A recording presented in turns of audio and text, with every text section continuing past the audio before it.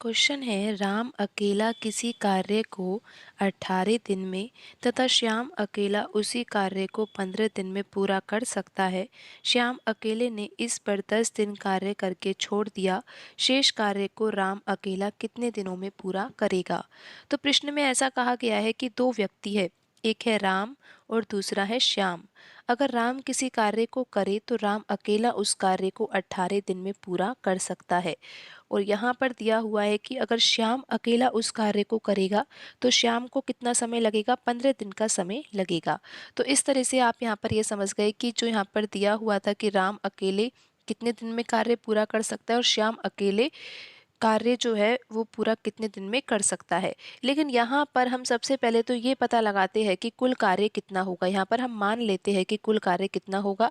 तो यहाँ पर 18 ये 15, तो इन दोनों संख्याओं का अगर हम लैसे लेंगे तो लैसे कितना आएगा? 18 और 15 का लैसे होगा 90 और 90 यूनिट को ही हम मान लेते हैं कि कुल कार्य है। 90 यूनिट यहाँ पर कुल कार्य है। अब यहाँ पर हम ये पता लगाते हैं कि राम और श्याम की दक्षता कितनी है। दक्षता से हमें ये पता लगता है कि ये एक दिन में कितना कार्य कर सकते हैं।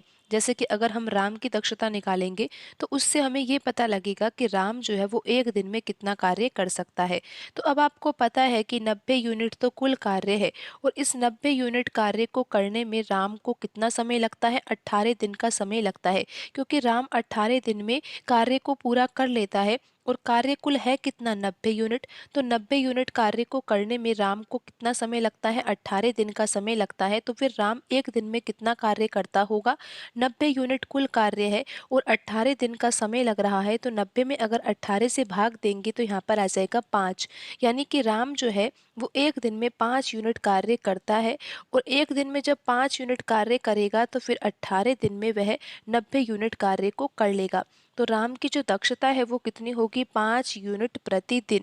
अब हम इसी प्रकार श्याम की दक्षता भी निकाल सकते हैं। आपको पता है कि श्याम जो है वो 90 यूनिट कार्य को तो करता है, लेकिन श्याम को समय कितना लगता है? 15 दिन का समय लगता है। तो यहाँ पर हम ये पता लगाते हैं कि श्याम एक दिन में कितना कार्य करता होगा।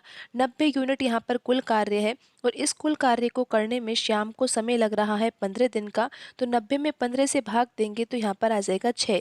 यानी कि श्याम जो है वो एक दिन में 6 यूनिट कार्य करता है और 6 यूनिट कार्य करता है तो 15 दिन में वह 90 यूनिट कार्य को कर लेगा और इस प्रकार वह 15 दिन में कार्य को पूरा कर लेगा, क्योंकि श्याम यहाँ पर एक दिन में कितना कार्य करता है? 6 यूनिट कार्य कर लेता है। तो इस तरह से यहाँ पर हमने राम और श्याम की दक्षता ज्ञात कर ली है। राम तो यहाँ पर एक दिन में 5 यूनिट कार्य करता है और श्याम जो है वो एक दिन में 6 यूनिट कार्य करता है। अब प्रश्न में ऐसा कहा गया है कि श्याम अकेले ने इस पर 10 दिन कार्य करके छोड़ दिया। यानी कि कार्य की शुरुआत की गई है, लेकिन कार्य की शुरुआत में श्याम ने कार्य किया है और अकेले किया है। राम ने श्याम के साथ कार्य नहीं किया है। श्याम ने अकेले कार्य किया और कितने दिन कार्य किया है? 10 दिन कार्य किया है, फिर कार्य को छोड़ दिया है। फिर पूछा ये गया है कि जो शेष कार्य है, क्योंकि यहाँ पर अगर श्याम 10 दिन तक कार्य करेगा तो ये 90 यूनिट कार्य पूरा नहीं हो पाएगा। जो शेष कार्य बचेगा उस शेष कार्य को कौन करेगा? उस शेष कार्य को राम करेगा और वो भी अकेला ही करेगा, क्योंकि श्याम तो 10 दिन बाद कार्य को छोड़कर चला ही जाता है। तो फिर शेष कार्य को राम करेगा। और पूछा ये गया है कि शेष कार्य अकेला राम करेगा तो वो कितने दिन में कार्य को पूरा करेगा। तो यहाँ पर हम पहले ये तो पता लगाए कि 10 दिन में जो श्याम ने कार्य किया है वो कार्य करा कितना है। आपको पता है कि जो श्याम की दक्षता है वो कितनी है? 6 यूनिट प्रतिदिन। यानी कि श्याम जो है वो एक दिन में कितना कार्य कर सकता है? श्याम एक दिन में 6 यूनिट कार्य कर सकता है। अगर श्याम 10 दिन तक कार्य करेगा तो फिर कितना कार्य समाप्त कर लेगा? एक दिन में 6 यूनिट, तो 10 दिन में ये 60 यूनिट कार्य कर सकता है। तो श्याम ने 10 दिन में 60 यूनिट कार्य कर लिया है, लेकिन यहाँ पर कुल कार्य कितना है? 90 यूनिट है। अगर कुल कार्य 90 यूनिट है और 60 यूनिट कार्य हो ही गया है तो शेष कार्य कितना बचेगा? 30 यूनिट कार्य शेष बचेगा। और इस 30 यूनिट कार्य को अब कौन करेगा? राम अकेला करेगा। अब आपको ये भी तो पता है ना कि राम तो एक दिन में कितना कार्य करता है? 5 यूनिट कार्य करता है और राम को अकेले कितना कार्य करना है? 30 यूनिट कार्य करना है। तो यहाँ पर अगर हमें पता लगाना है कि राम को कितना समय लगेगा, तो आपको पता है कि कार्य तो कितना है? 30 है। 30 यूनिट तो शेष बचा है और जो राम है वो एक दिन में 5 यूनिट कार्य कर लेता है, तो राम को कितना समय लगेगा शेष कार्य को पूरा करने में? 6 दिन का समय लगेगा। तो इस तरह से यहाँ पर जो सही आंसर आएगा वो ऑप्शन सी में लिखा हुआ है, 6 दिन का समय लगेगा। प्रश्न में पूछा ये गया था कि जो शेष कार्य है यानी कि जो 30 यूनिट शेष कार्य बचा है उस कार्य को राम अकेला करेगा और कार्य कितने दिन में पूरा करेगा? 6 दिन में राम अकेला कार्य को पूरा कर लेगा जो शेष कार्य बचा है। क्वेश्चन है, ए किसी कार्य को 9 दिन में समाप्त कर सकता है। यदि बी की कार्य क्षमता ए से 50% अधिक हो तो बी अकेला इस कार्य को कितने दिन में समाप्त कर सकेगा? तो प्रश्न में ऐसा कहा गया है कि दो व्यक्ति है, एक ए है और दूसरा व्यक्ति यहाँ पर बी है। तो ऐसा कहा गया है कि अगर ए किसी कार्य को करता है तो कार्य 9 दिन में समाप्त हो सकता है और प्रश्न में पूछा ये गया है कि बी अकेला इस कार्य को करेगा तो कार्य कितने दिन में समाप्त होगा। तो यहाँ पर एक डाटा भी दिया हुआ है जिसमें हमें ए और बी की कार्य क्षमता के बीच में जो संबंध है उसके बारे में पता लगेगा। प्रश्न में कहा गया है कि बी की कार्य क्षमता जो है ना वो ए से 50% अधिक है। तो यहाँ पर लिखा हुआ है 50% अधिक। तो 50% का भिन्न रूप क्या होता है? 50% का भिन्न रूप होता है 50/100 और जब हम इसको हल करते हैं तो ये आ जाता है यहाँ पर 1/2 के बराबर। तो 50% को हम क्या लिख सकते हैं? 1/2 लिख सकते हैं। अब प्रश्न में कहा गया है कि बी की कार्य क्षमता अधिक है और किससे अधिक है? ए से अधिक है। तो यहाँ पर जो बट्टे में 2 लिखा हुआ है ना ये तो हम मान लेते हैं ए की कार्य क्षमता, लेकिन बी की कार्य क्षमता तो अधिक है और किससे अधिक है? ए से अधिक है। कितना अधिक है? 50% अधिक है। अगर यहाँ पर हम 2 का 50% निकालेंगे तो ये 1 के बराबर आएगा। अगर यहाँ पर ए की कार्य क्षमता 2 यूनिट हमने मानी है यानी कि जो ए है वो एक दिन में 2 यूनिट कार्य कर सकता है, तो बी की कार्य क्षमता अगर ए से 50% अधिक है तो सीधा सा अर्थ यही होगा कि 1 यूनिट अधिक है, क्योंकि 2 का 50% किसके बराबर होता है? 1 के बराबर होता है। तो यहाँ पर अगर ए की कार्य क्षमता 2 यूनिट कार्य करने की है तो बी की कार्य क्षमता अगर 50% अधिक है तो 2 यूनिट में अगर हम 1 यूनिट जोड़ेंगे तो बी की कार्य क्षमता यहाँ पर 3 यूनिट आ जाएगी। तो इस तरह से यहाँ पर ए और बी की कार्य क्षमता के बीच का जो अनुपात है वो कितना आएगा? 2:3 आ जाएगा। आप ऐसा समझ सकते हो कि यहाँ पर अगर हम ए और बी को समान समय देते हैं, जैसे कि 1 दिन का समय देते हैं, तो ए तो 1 दिन में कितना कार्य करता है? 2 यूनिट कार्य करता है और बी कितना कार्य करता है? 3 यूनिट कार्य करता है। तो इस तरह से कार्य क्षमता के बीच का जो अनुपात है वो 2:3 है। अगर हमें कार्य क्षमता का अनुपात पता है ना तो हम समय का अनुपात भी पता लगा सकते हैं। समय यानी कि यहाँ पर जितने समय में ये कार्य पूरा कर पाएंगे। तो यहाँ पर अनुपात हम समय का कैसे निकालेंगे? कार्य क्षमता के अनुपात को अगर हम उल्टा कर दे यानी कि जैसे कि ये 2:3 है तो यहाँ पर अगर हम 3:2 लिख दे तो यही जो अनुपात है ये समय का अनुपात होगा। तो अब आप यहाँ पर ये देखिए कि ए के लिए तो समय दिया हुआ है ना कि ए जब कार्य करता है तो कार्य करने में कितना समय लगता है? 9 दिन का समय लगता है। और पूछा ये गया है कि बी को कितना समय लगता है। अब अनुपात से आप ये देखोगे कि जिसकी कार्य क्षमता कम है ना उसको समय ज़्यादा ही लग रहा है। अनुपात से ही देखो कि ए की कार्य क्षमता जो है वो 2 यूनिट है और बी की कार्य क्षमता 3 यूनिट है, यानी कि ए की कार्य क्षमता बी की कार्य क्षमता से कम है। और आप देखोगे कि समय उसी व्यक्ति को ज़्यादा लगेगा जिसकी कार्य क्षमता कम है। समय में आप देखोगे तो यहाँ पर ए को कितना समय लग रहा है? 3 यूनिट का समय लग रहा है, जबकि बी को कितना समय लग रहा है? 2 यूनिट का समय लग रहा है। तो यहाँ पर समय जो है वो ए को ज़्यादा लग रहा है क्योंकि ए की कार्य क्षमता कम है। यानी कि जो काम कम करेगा उसको समय ज़्यादा लगेगा कार्य को पूरा करने में, क्योंकि कार्य तो एक जैसा ही है ना। उसी कार्य को ही तो पूरा ए कर रहा है और उसी कार्य को ही बी को करना है। तो यहाँ पर अगर कार्य क्षमता में अंतर है तो समय में भी अंतर आएगा। तो समय में अंतर है ही, आप देख सकते हो कि समय का अनुपात यहाँ पर 3:2 है। लेकिन प्रश्न में ऐसा कहा गया है कि हमें ये ज्ञात करना है कि बी अकेला इस कार्य को कितने दिन में समाप्त कर सकेगा। अगर हम यूनिट से देखें तो बी को कितना समय लगेगा? 2 यूनिट का समय लगेगा। और ए को कितना समय लग रहा है कार्य को पूरा करने में? 3 यूनिट का समय लग रहा है। तो प्रश्न में यहाँ पर ए के लिए दिया हुआ है कि ए 9 दिन में कार्य को समाप्त करता है, यानी कि 3 यूनिट की वैल्यू यहाँ पर दी हुई है और ये किसके बराबर है? 9 दिन के बराबर है। तो यहाँ पर 3 यूनिट किसके बराबर है, 9 दिन के बराबर है। तो यहाँ पर 3 का ही तो गुणा किया गया होगा। 3 में अगर 3 का गुणा करेंगे तो ही तो यहाँ पर 9 दिन आएगा। तो उसी प्रकार यहाँ पर हम 2 में भी किसका गुणा करेंगे, 3 का ही गुणा करेंगे, जिससे कि यहाँ पर कितना आ जाएगा, 6 दिन आ जाएगा। तो प्रश्न में पूछा ये गया था कि अगर ए को 9 दिन का समय लगता है तो बी को कितना समय लगेगा इस कार्य को पूरा करने में। बी को लगेगा 6 दिन का समय। और आप देख सकते हो कि यहाँ पर कौन सा ऑप्शन सही होगा, ऑप्शन सी यहाँ पर सही होगा। क्वेश्चन है, एक व्यक्ति अपने घर से कार्यालय 4 किलोमीटर प्रति घंटा की चाल से चलते हुए अपने कार्यालय को जाता है। यानी कि घर से कार्यालय जाता है तो उसकी स्पीड कितनी है, 4 किलोमीटर प्रति घंटा। लेकिन आगे ऐसा कहा गया है कि 2 किलोमीटर प्रति घंटा की स्पीड से वापस लौटता है, यानी कि कार्यालय से घर वापस आता है। और कितनी स्पीड होती है, 2 किलोमीटर प्रति घंटा, यानी कि 1 घंटे में 2 किलोमीटर दूरी तय करना। फिर आगे प्रश्न में कहा गया है कि उसे आने में और जाने में कुल 6 घंटे का समय लगता है, तो उसके घर और कार्यालय के बीच की दूरी कितनी है। तो यहाँ पर हम प्रश्न में 2 कंडीशन मान सकते हैं। एक कंडीशन वो होगी जिसमें वह घर से कार्यालय जा रहा है, और दूसरी कंडीशन वो होगी जिसमें व्यक्ति कार्यालय से घर आ रहा है। क्योंकि दोनों कंडीशन में आप देख सकते हो कि चाल जो है वो अलग अलग है।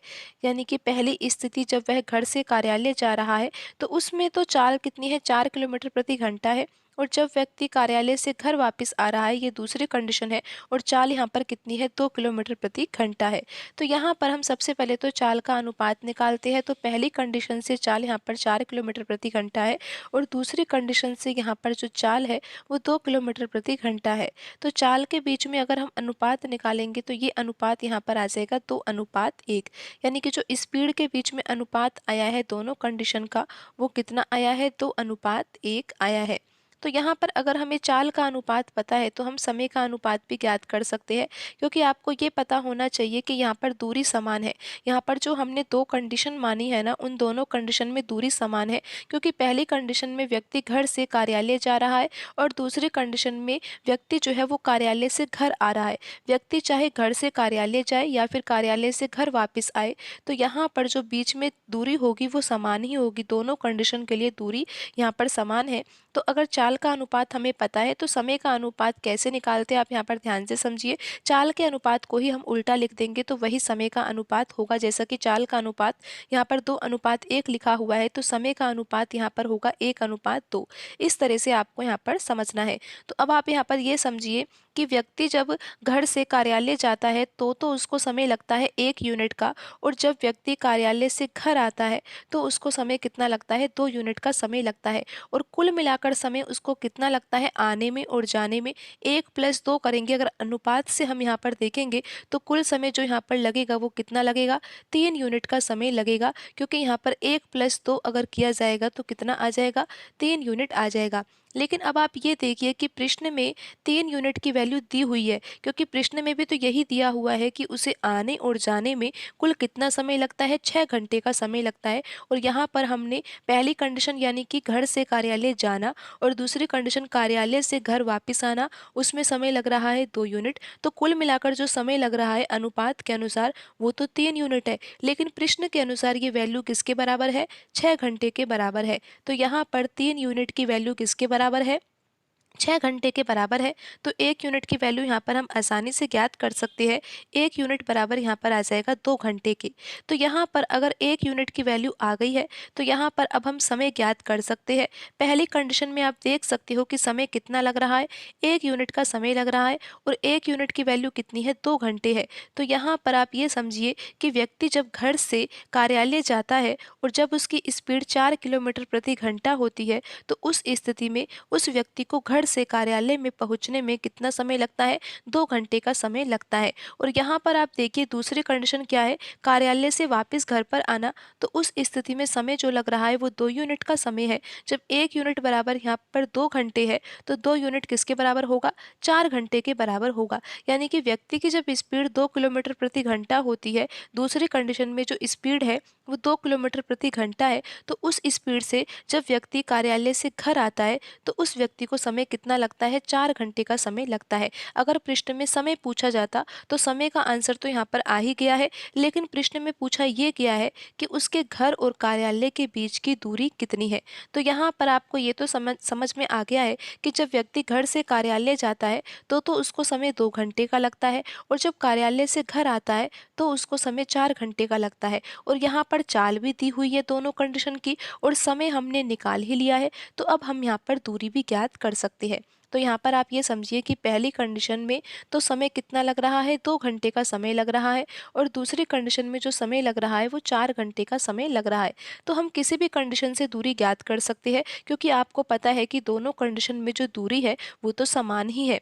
तो यहाँ पर हम फर्स्ट कंडीशन से दूरी ज्ञात करते हैं, तो आपको पता है ना कि दूरी का फॉर्मूला होता है स्पीड मल्टीप्लाई टाइम। तो पहली कंडीशन से अगर हम देखें तो यहाँ पर स्पीड कितनी है? 4 किलोमीटर प्रति घंटा है, तो यहाँ पर हम 4 लिखेंगे, और समय कितना है? 2 घंटे का समय है, तो यहाँ पर हम 2 लिख देंगे। तो यहाँ पर आप देख सकते हो कि जो दूरी आएगी वो कितनी आएगी?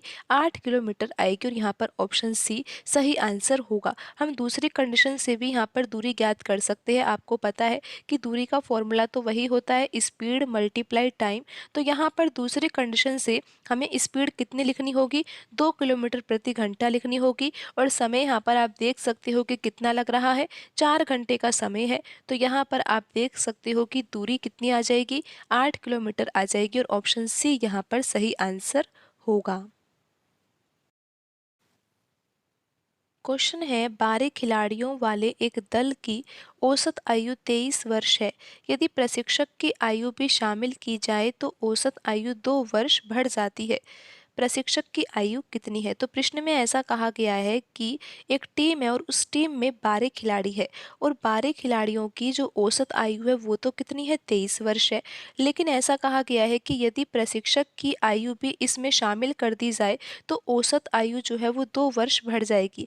यानी कि 12 खिलाड़ियों की जो औसत आयु है वो तो 23 वर्ष है, लेकिन 12 खिलाड़ियों की जब औसत आयु है या फिर आयु का जो योग है उसमें हम प्रशिक्षक की आयु भी जोड़ देंगे, यानी कि एक व्यक्ति की आयु और जोड़ देंगे, तो जो औसत है ना वो 2 वर्ष बढ़ जाएगा। यानी कि पहले औसत 23 था, तो 2 वर्ष बढ़ना, यानी कि 23 से कितना हो जाएगा? 25 वर्ष हो जाएगा। तो आपको इस तरह से समझना है कि जब हम 12 खिलाड़ियों की औसत आयु निकालें तो उसकी औसत आयु तो कितनी है? 23 वर्ष है, लेकिन 12 में अगर हम एक व्यक्ति और जोड़ दें, यानी कि प्रशिक्षक की आयु भी जोड़ देते हैं, तो फिर औसत जो आयु है वो 2 वर्ष बढ़ जाती है, यानी कि 23 से 25 हो जाती है।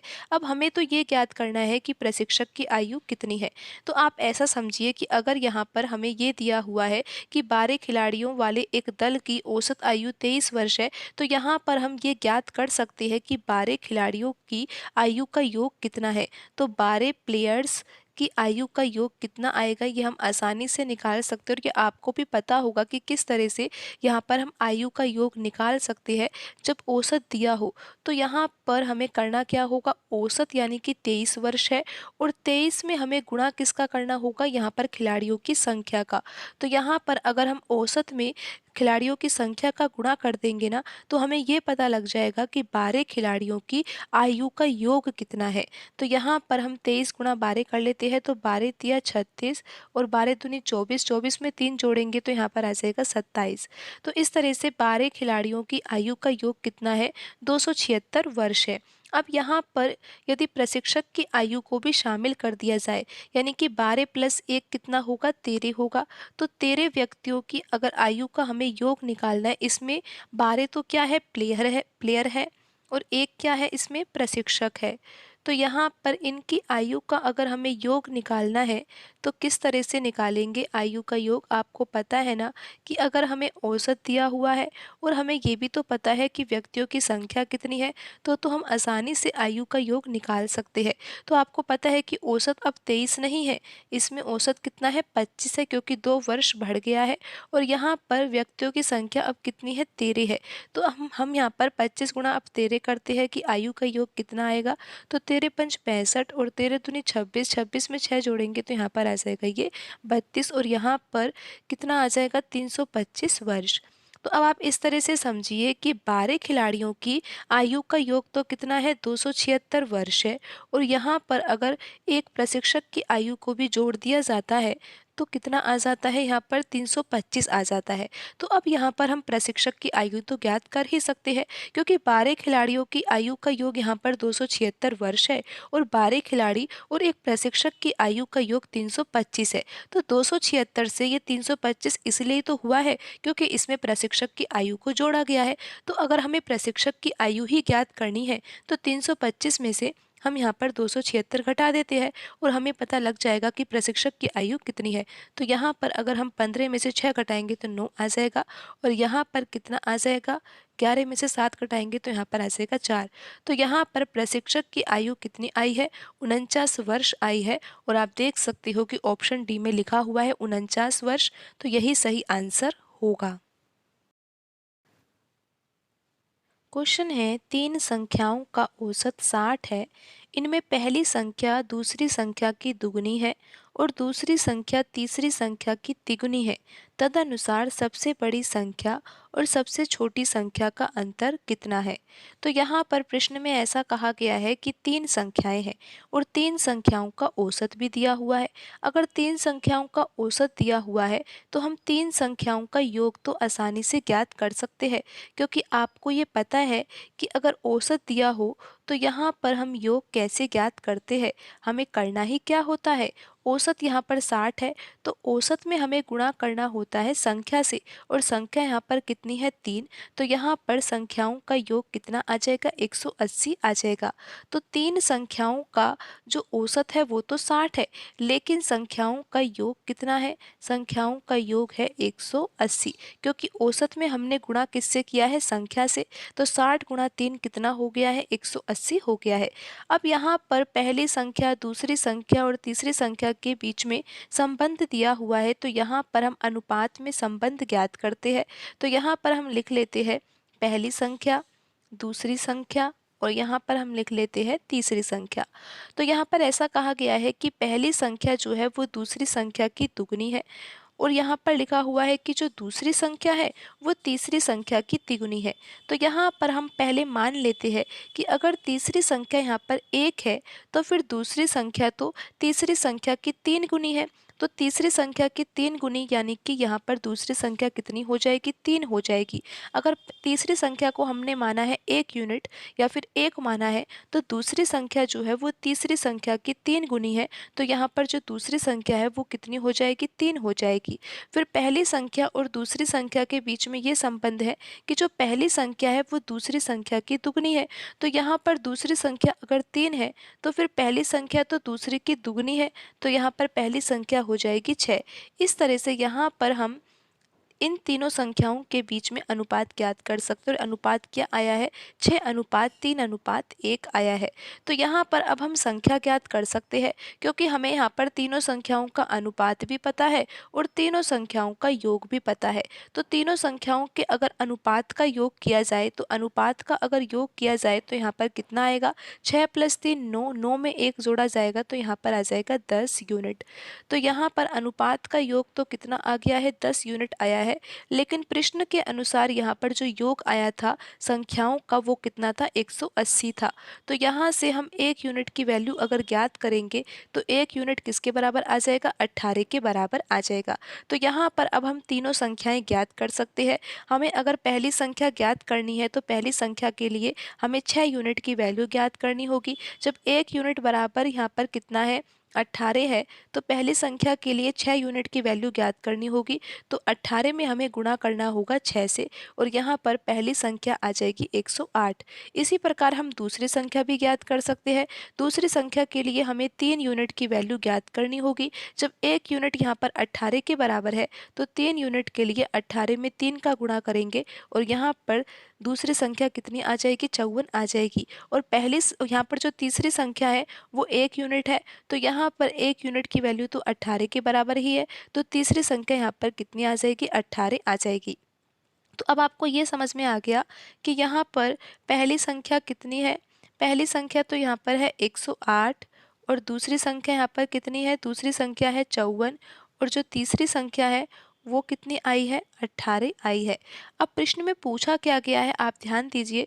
प्रश्न में पूछा है कि सबसे बड़ी संख्या, आपको पता है कि जो पहली संख्या है वही सबसे बड़ी है और यहाँ पर सबसे छोटी संख्या कौन सी है, सबसे छोटी संख्या तीसरी है। तो हमें इनके बीच में अंतर ज्ञात करना है। अब आपको पता है कि पहली संख्या 108 है और तीसरी संख्या यहाँ पर 18 है, तो इनके बीच में अंतर कितने का होगा, अंतर यहाँ पर 90 का होगा।